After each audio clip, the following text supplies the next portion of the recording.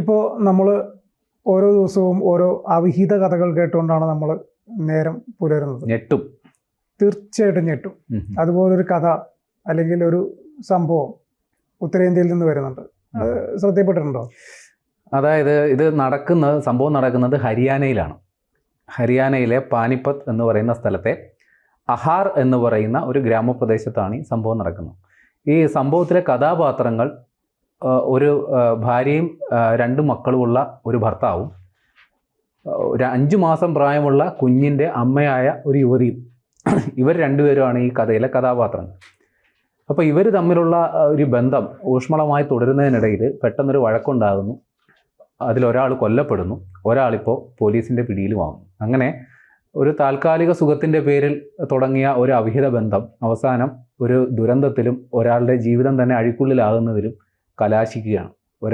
ഒരു ഭാര്യയും ഒരു കുടുംബവും ഉള്ളപ്പോൾ തന്നെ ആ ബന്ധം നിലനിൽക്കെ തന്നെ മറ്റൊരു സുഖം തേടി പോയത് അവസാനം വലിയൊരു ദുരന്തത്തിലേക്ക് കലാശിച്ചു എന്ന് ചുരുക്കി പറയാം. സംഭവം നടക്കുന്നത് കഴിഞ്ഞ ശനിയാഴ്ച രാത്രി 10:30 ശീതൾ ചൗധരി, അവരെ സിമി എന്നാണ് ചുരുക്കപ്പേരിൽ അറിയപ്പെടുന്നത്. ഈ ശീതൾ ചൗധരി ഒരു മോഡലാണ്, ഈ മ്യൂസിക് ആൽബങ്ങളിലൊക്കെ അഭിനയിക്കുന്ന ഒരു അഭിനേത്രിയും കൂടിയാണ്. അപ്പോൾ ഇവർ ഈ ഒരു മ്യൂസിക് ആൽബം ഒരു വീഡിയോ ചിത്രീകരിക്കുന്നതിന് വേണ്ടിയിട്ടാണ് ഈ അഹാർ എന്ന് പറയുന്ന ഗ്രാമപ്രദേശത്തേക്ക് വരുന്നത് രാത്രി 10:30. അപ്പോൾ ഇവർ വരുന്നതറിഞ്ഞ് ഇവരുടെ കാമുകനായ സുനിൽ എന്ന് പറയുന്നയാൾ, അയാൾക്ക് ഞാൻ നേരത്തെ പറഞ്ഞ പോലെ ഭാര്യയും 2 കുട്ടികളൊക്കെ ഉള്ള ആളാണ്. ഇയാൾ രാത്രി 10:30 ഇയാളുടെ കുടുംബത്തെ ഉപേക്ഷിച്ച് ശീതളിനെയും തപ്പി അങ്ങ് ചെന്നിട്ട് ഇവർ തമ്മിൽ പരസ്പരം കാണുന്നു, സംസാരിക്കുന്നു. ഇവർ ഈ സുനിലിൻ്റെ കാറിലിരുന്ന് മദ്യപിച്ച് പരസ്പരം ഓരോ കാര്യങ്ങൾ പറയാൻ തുടങ്ങുന്നതിൻ്റെ ഇടയ്ക്ക് പിന്നെ പറച്ചിൽ, പിന്നെ വഴക്ക് കയ്യേറ്റമായി, കയ്യാങ്കളിയായി, അവസാനം കയ്യാങ്കളി കൊലപാതകത്തിൽ കലാശിക്കുകയാണ്. ഈ സംഭവത്തിന് ശേഷം ഈ സിമി എന്ന് പറയുന്ന ഈ ശീതളിനെ ആരും കണ്ടിട്ടില്ല.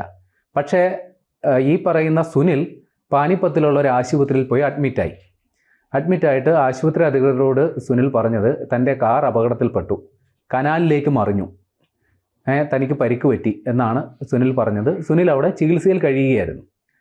പക്ഷേ പ്രശ്നം ഉണ്ടായത് ഈ രാത്രി, അതായത് പുലർച്ചെ 1:30 ശനിയാഴ്ച 10:30 ശീതൾ വന്നതെങ്കിലും പുലർച്ചെ 1:30 ശീതൾ തൻ്റെ സഹോദരിക്ക് ഫോൺ ചെയ്തിരുന്നു, വീഡിയോ കോൾ ചെയ്തിട്ട് പറഞ്ഞു, സുനിൽ എന്നെ മർദ്ദിച്ചു തുടങ്ങിയ കാര്യങ്ങളൊക്കെ പറഞ്ഞു. അപ്പോൾ ഇതിന് ശേഷം ഈ സഹോദരി നേഹ ശീതളിനെ ഫോണിൽ വിളിക്കാൻ നോക്കിയിട്ടൊന്നും കിട്ടുന്നില്ല. ഫോൺ സ്വിച്ച് ഓഫ് ആണ്, ശീതളിനെക്കുറിച്ച് ഒരറിവുമില്ല.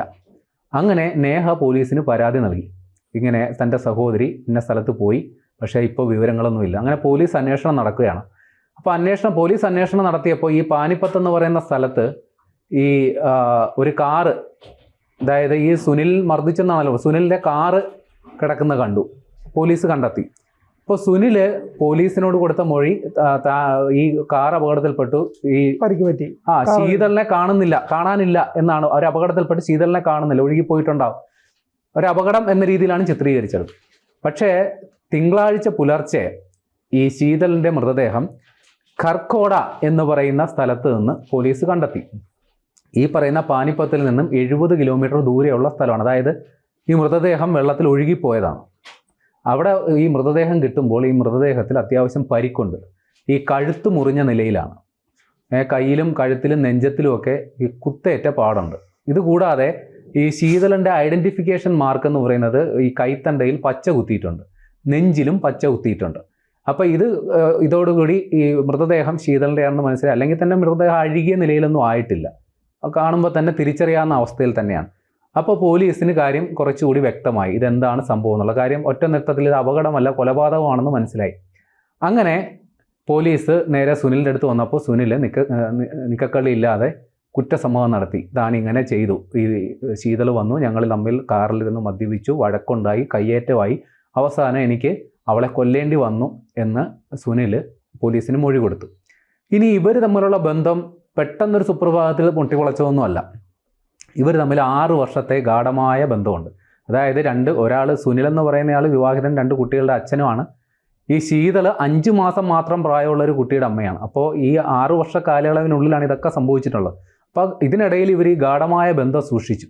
ഈ കർണാർ എന്ന് പറയുന്ന സ്ഥലത്ത് സുനിലിന് ഒരു ഹോട്ടൽ ഉണ്ടായിരുന്നു. ആ ഹോട്ടലിലെ ജീവനക്കാരിയായിരുന്നു ഈ പറയുന്ന ശീതൾ. അപ്പോൾ അവിടെ വെച്ച് ശീതളിനോട് ഇയാൾ വിവാഹാഭ്യർത്ഥനയൊക്കെ നടത്തിയിരുന്നു, കല്യാണം കഴിക്കാൻ, ഈ ഭാര്യയും കുട്ടിയും ഉള്ളപ്പോൾ തന്നെ.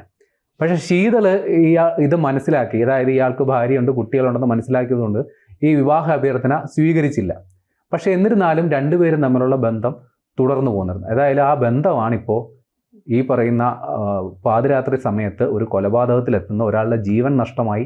എന്തൊക്കെ പറഞ്ഞാലും മനുഷ്യജീവൻ ഒരു വിലപ്പെട്ടത് തന്നെയാണ്, മനുഷ്യജീവൻ. അത് നഷ്ടമായി, ഒരാളുടെ ജീവിതവും നഷ്ടമായി. അയാളിനി പോലീസ് നടപടികളൊക്കെ, അതെ, പോലീസ് നടപടി, അതായത് ഇയാൾ കുറ്റസമ്മതം നടത്തിയതാണ് ഇപ്പോൾ പോലീസിന്റെ മുൻപിലുള്ളത്. ഇതിന് ഏതെങ്കിലും തരത്തിൽ ഒരു ഗൂഢാലോചന നടന്നിട്ടുണ്ടോ അത് പോലീസ് സംശയിക്കുന്നുണ്ട്. കാര്യം ശീതൾ ഒരു ഭാരമാകാൻ സാധ്യതയുണ്ട് സുനിലിന്. കാര്യം അയാൾക്ക് കുടുംബമുണ്ട്, കുട്ടികളുണ്ട്. അതുകൊണ്ട് തന്നെ ശീതളിനെ ഒഴിവാക്കാനായിട്ട് അയാൾ ശ്രമിച്ചിട്ടുണ്ടാകാം, അതിന് മുൻകൂട്ടി പദ്ധതി തയ്യാറാക്കിയിട്ടുണ്ടാവാം. ഒരു പക്ഷേ സുനിൽ പറഞ്ഞിട്ടാകാം ഈ ശീതൾ ഈ രാത്രി 10:30 ഇവിടെ വന്നത്, ഇയാളെ കാണാൻ വന്നത്. അതൊക്കെ മുൻകൂട്ടി പദ്ധതി തയ്യാറാക്കിയിട്ടുണ്ടാകണം. പക്ഷെ അത് സംബന്ധിച്ചുള്ള അന്വേഷണം പുരോഗമിക്കുകയാണ്. ഏതായാലും സുനിൽ ഇപ്പോൾ അഴിക്കുള്ളിലായിട്ടുണ്ട്. അയാൾ ആശുപത്രിയിൽ ചികിത്സയിൽ തന്നെയാണ്. എന്നിരുന്നാലും പോലീസ് അറസ്റ്റ് രേഖപ്പെടുത്തിയിട്ടുണ്ട്. ഇത്തരം സാഹചര്യങ്ങളിൽ തുടർ നടപടികൾ എന്താണ് ശരിക്കും ഉണ്ടാവുക? കാരണം ഇതിൽ സുനിലിൻ്റെ ഒരു മൊഴി മാത്രമേ ഉള്ളൂ. ഇതിൽ എന്തുകൊണ്ട് എന്നതിനെക്കുറിച്ച് കൃത്യമായിട്ട് വ്യക്തത വന്നിട്ടില്ല പോലീസിന്. ഇതിൽ ഗൂഢാലോചനയുണ്ടോ, ഇനി കൂട്ടുപ്രതികൾ ആരെങ്കിലും ഉണ്ടോ, ഇതൊക്കെ പോലീസിന് കണ്ടെത്തേണ്ടതല്ലേ? അല്ല, പ്രാഥമികമായിട്ട് ഇതിൽ സുനിൽ മാത്രം പങ്കെടുത്ത ഒരു സംഗതിയാണ്. കാര്യം രണ്ടുപേരും കാറിലിരുന്ന് സംസാരിക്കുമ്പോൾ, അതായത് ഈ പെൺകുട്ടിയുടെ മൊഴിയുമുണ്ടല്ലോ, സഹോദരിയോട് പറഞ്ഞു, അതായത് എന്നെ സുനിൽ ഫോൺ വിളിച്ച് വീഡിയോ കോൾ ചെയ്തപ്പോൾ സുനിൽ മർദ്ദിച്ചു, മറ്റൊരാളുടെയും സാന്നിധ്യത്തെക്കുറിച്ച് പറഞ്ഞിട്ടില്ല. ഒരു പക്ഷേ നമുക്ക് സംശയിക്കാം സുനിൽ ഇത് മുൻകൂട്ടി തയ്യാറാക്കിയ ഒരു പദ്ധതി അനുസരിച്ച് ചെയ്തതാണ്. അതിനാണ് സാധ്യത ഏറെ. കാര്യം അയാൾ കുടുംബമായിട്ട് കഴിയുന്ന ആളാണ്. സ്വാഭാവികമായിട്ടും ശീതള അയാൾക്ക് ഒരു ബാധ്യത. 6 വർഷം അയാൾ ഉദ്ദേശിച്ച കാര്യമൊക്കെ ഇപ്പോൾ സാധിച്ചിട്ടുണ്ടാകും 6 വർഷം കൊണ്ട്. ഇനി ഈ പറയുന്ന ശീതൾ ഒരു ബാധ്യതയാണ്. കാര്യം അവൾക്കും വേറെ കുടുംബമുണ്ട്. അപ്പോൾ ഇനി തൻ്റെ ജീവിതത്തിലേക്ക് വരുന്നു കഴിഞ്ഞാൽ ഇത് തൻ്റെ കുടുംബത്തെയും ജീവിതത്തെയും ബാധിക്കുമെന്ന് സുനിൽ തിരിച്ചറിഞ്ഞിട്ടുണ്ടാകും. അതുകൊണ്ട് ഒഴിവാക്കാനായിട്ട് ചെയ്തതാകാം. അല്ലെങ്കിൽ നേരത്തെ പറഞ്ഞ പോലെ മദ്യപിച്ചിട്ടുണ്ടായിരുന്നു, ആ മദ്യപിച്ച് സ്വബോധമില്ലാതെ ചെയ്തതുമാകാം. ഏതായാലും അതിനെക്കുറിച്ചുള്ള സ്ഥിരീകരണമൊക്കെ വരാനുള്ള. ഏതായാലും ഒരു കാര്യം വ്യക്തമാണ്, ഈ അവിഹിത ബന്ധങ്ങൾ ഈ താൽക്കാലിക ലാഭത്തിനും താൽക്കാലിക സുഖത്തിനും വേണ്ടിയാണ് ഓരോരുത്തരും അത്തരം ബന്ധങ്ങളിൽ ചെന്ന് ചാടുന്നത്. അല്ലാണ്ട് ആത്മാർത്ഥ പ്രണയമോ വിശുദ്ധ പ്രേമമോ മൂത്തിട്ടൊന്നും അല്ല ഈ അവിഹിത ബന്ധങ്ങളിൽ. അത് ശാരീരിക സുഖം മാത്രം ലക്ഷ്യമാക്കിയിട്ടാണ് ഈ ഒരു വിവാഹ ജീവിതം നിലനിൽക്കെ തന്നെ മറ്റൊരു ബന്ധം തേടി പോകുന്നത്. അതായത് പ്രണയബന്ധമൊന്നും പറയാനൊക്കില്ല, അതിൻ്റെ വിശുദ്ധിയും പവിത്രതയൊന്നും ഒരു അവിഹിത ബന്ധത്തിന് ചാർത്തി കൊടുക്കേണ്ട കാര്യവുമില്ല. ഏതായാലും അത്തരം ബന്ധങ്ങൾ ഒരിക്കലും ശാശ്വതമല്ല. അത് ഇമ്മാതിരി അപകടങ്ങളിലും ഏടാകൂടങ്ങളിലും ഒരു നല്ല ഒരു പ്രണയം ഉണ്ടായിരുന്നുവെങ്കിൽ ഈ ഒരു കൊലപാതകത്തിലേക്കൊക്കെ അതെത്തും എന്ന് എനിക്ക് തോന്നുന്നില്ല. അതെ അതെ അതെ, ഉറപ്പായിട്ടും. കാര്യം പ്രണയം, അതായത് ഒരു ബന്ധത്തിൽ ഇരിക്കുമ്പോൾ തന്നെ പരസ്പരം പ്രണയിക്കുന്നതിന് ഇവിടെ യാതൊരു തടസ്സവുമില്ല, അതിനാരും ചോദ്യം ചെയ്യുന്നത് പോലുമില്ല. പക്ഷെ അത് ഒരാളുടെ ജീവൻ എടുക്കുന്ന രീതിയിൽ ആകുമ്പോഴാണ് പ്രശ്നം. ഇപ്പോൾ എത്രയോ പേര് ഒരു ബന്ധം ഇരിക്കുമ്പോൾ തന്നെ മറ്റു പ്രണയിക്കുന്നവരുണ്ടാകാം. പക്ഷെ അതൊന്നും ഒരു സോഷ്യൽ ഇഷ്യൂ ആകുന്ന തരത്തിൽ പോകുമ്പോഴാണ് പ്രശ്നം ഉണ്ടാകുന്നത്.